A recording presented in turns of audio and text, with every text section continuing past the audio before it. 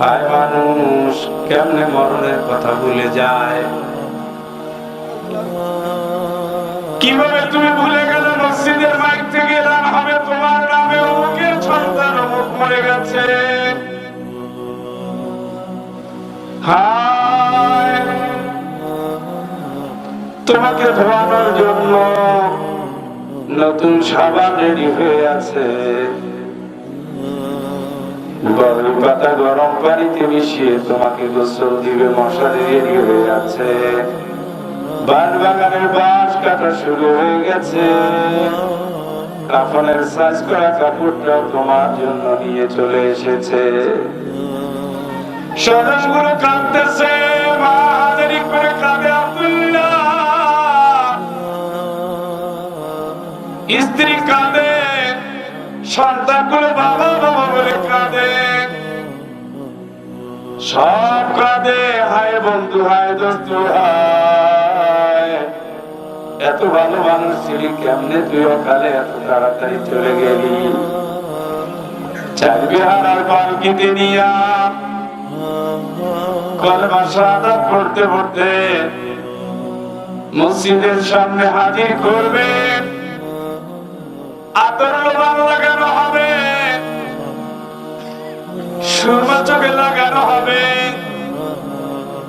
নতুন করে বার সাজিয়ে সেই বিদায়ের জন্য সাথীরা হাজির হয়ে যাবে। এরপর অবস্থা কিন্তু ভয়াবহ খারাপ হয়ে যাবে। জানাজা শেষ হবে, লাশটা একটা বার দেখার জন্য মুখটা খুলে দেওয়া হবে, এরপর আবার নিয়ে যাবে কবরে। এই জন্য খাদিজা রাদিয়াল্লাহু তাআলা বলেন, ওগো নবী, আমি যেই দিন মরে যাব আপনি নিজে আমারে দাফন করবেন, আপনি আমারে কবরে রাখবেন, কবরে ফেরেশতারা প্রশ্ন শেষ করার আগ পর্যন্ত আপনি আমারে ছেড়ে যাবেন না। আল্লাহ রাসূল বলে, খাদিজা তো নিষ্ঠুরের মতো কথা বলো না, তুমি বলো না আমার সহ্য হয় না, কেন তোমার জন্য আমি এত অপেক্ষা করবো।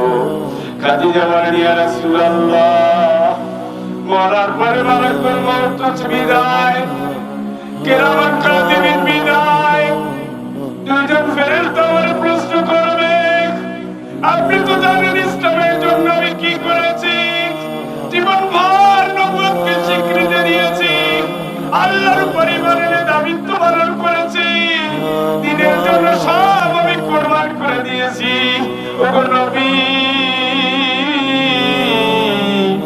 এরপরে যদি ফেরেশতারা প্রশ্ন করে আর যদি আমি উত্তর দিতে না পারি, আপনি পাশে থেকে আমার সাহায্য করবেন, ইয়া রাসূলুল্লাহ, আপনি আমার কবরে দিয়া নিষ্ঠুরের মতো বিদায় হবেন না।